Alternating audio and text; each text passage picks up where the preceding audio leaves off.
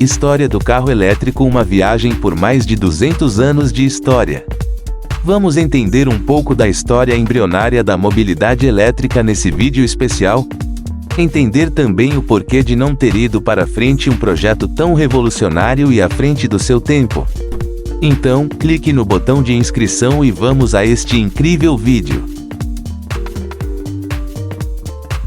Aqui é o canal Auto e Outros Artifícios e você que é entusiasta é muito bem-vindo. Se é novo por aqui, já deixe a sua inscrição, ative também o sino de notificações e vamos ao vídeo. Os carros movidos a eletricidade existem há quase 2 séculos, mas os de gasolina assumiram a liderança alguns anos depois, principalmente após a Primeira Guerra Mundial. Após várias mudanças e evoluções tecnológicas, estes veículos elétricos são considerados o próximo grande passo para uma mobilidade urbana mais sustentável e ecológica. Mas por que eles foram inventados? Por que foram esquecidos? E como foram evolucionando durante todo esse tempo? Os carros elétricos surgiram como resultado de uma série de fatores. Um dos maiores avanços após a invenção da máquina a vapor no final do século XVIII foram as ferrovias, que facilitaram o transporte por longas distâncias. Entretanto, o transporte individual de pessoas ainda estava destinado ao uso de carruagens de tração animal, o que levou os industriais e os engenheiros da época a investir tempo e esforço para encontrar uma solução. Além disso, o século XIX presenciou uma grande revolução com o advento da eletricidade, que transformou completamente a indústria e, mais tarde, a moradia, o transporte e os espaços públicos. Muitos avanços e melhorias levaram à criação do veículo elétrico. Uma das figuras mais notáveis da sua história foi o inventor e engenheiro húngaro Anius Jedlick, que criou por volta de 1828 a origem de todas as máquinas elétricas, o primeiro motor elétrico do mundo, que mais tarde foi aplicado a um pequeno modelo de carro. Ao mesmo tempo, o ferreiro americano Thomas Davenport construiu em 1834 um dispositivo semelhante que funcionava em uma pista circular eletrificada. No entanto, o empresário e químico escocês Robert Anderson é a personalidade geralmente conhecida como o pai do carro elétrico. Entre 1832 e 1839, ele trabalhou e apresentou um protótipo que era uma evolução de um carro tradicional alimentado por células elétricas, as conhecidas baterias. Muitos modelos foram desenvolvidos em anos posteriores, mas a limitação da bateria, que não era recarregável no início, tornou pouco prático o uso de carros elétricos. O verdadeiro avanço veio em 1859, quando o cientista francês Gaston Planté inventou as baterias recarregáveis de chumbo ácido, o que significava que o veículo não precisava estar conectado à rede. A partir daquele momento, foi possível armazenar a energia para que o veículo funcionasse. Além disso, em 1881, a inventora Camille Faure aperfeiçoou o modelo ao ponto de aumentar a capacidade de recarga das baterias. Estes avanços permitiram ao engenheiro francês Gustave Trouve apresentar um triciclo acionado por um motor elétrico na Exposição Internacional de Eletricidade em Paris daquele ano. Em 1888, surgiu na Alemanha aquele que é considerado o primeiro carro elétrico, o Flocken Elektrowagen, criado pelo inventor e empresário Andreas Flocken. O projeto era de uma charrete com um motor de 0,7 kW e uma bateria de 100 kg, e que podia chegar a 15 km por hora. O mundo automobilístico encerrou o século XIX com um marco histórico. Em 1899, belga Camille Genatzi alcançou pela primeira vez no mundo a barreira dos 100 km por hora, atingindo uma velocidade de 105,88 km por hora.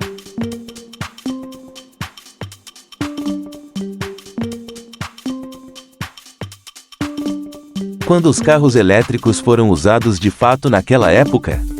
Após o surgimento da bateria recarregável, o carro elétrico tornou-se um sucesso nas cidades no início do século XX.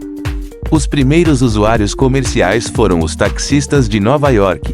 Alguns historiadores estimam que cerca de um terço dos carros nas ruas dos Estados Unidos eram elétricos em 1900, enquanto algumas fontes afirmam que esses veículos venderam mais que os carros a combustão em 1899 e 1900.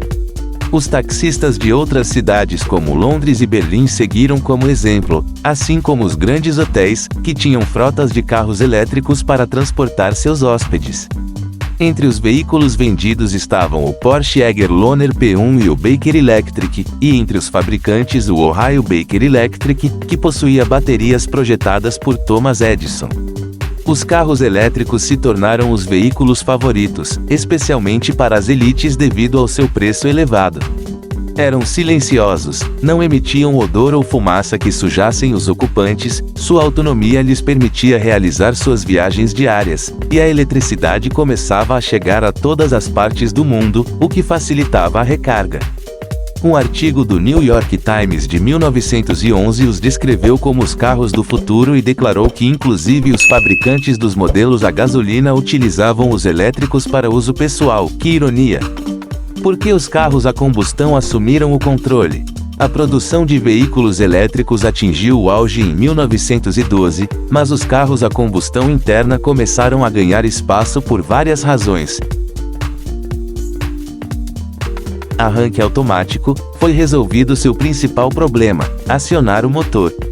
Anteriormente, era necessário girar uma manivela para ligar o motor de combustão, um processo tedioso para os motoristas. Mas ao introduzir um acionamento automático, a experiência de dirigir mudou favoravelmente. Produção em cadeia. Em 1908, Henry Ford revolucionou a indústria automobilística ao introduzir o Ford T, um carro movido a combustão fabricado com um sistema de linha de produção que tornou o preço final consideravelmente mais barato. Em 1912, um carro elétrico custava cerca de $1.750 e um carro a gasolina, $650. Descoberta de reservas de petróleo. A descoberta de reservas significativas de petróleo em todo o mundo tornou a gasolina uma mercadoria acessível. Mas condições técnicas, as infraestruturas primitivas de geração e distribuição de eletricidade e o critério de autonomia do carro como um dos pontos relevantes na hora de comprar relegaram às sombras o carro elétrico. No final da Primeira Guerra Mundial, as necessidades de mobilidade aumentaram e a atenção se concentrou totalmente nos carros de motor a combustão, infelizmente. O ressurgimento do veículo elétrico. O interesse por carros elétricos ressurgiu após a Segunda Guerra Mundial devido à escassez de combustível durante e após o conflito. Na França, o Peugeot VLV, o primeiro carro elétrico da marca, foi introduzido em 1941, e em 1947 a Nissan exibiu no Japão o Tama, um pequeno veículo com baterias removíveis. No entanto, somente nas crises do petróleo dos anos 70, em 1973 e 1979, que o carro elétrico ganhou força novamente.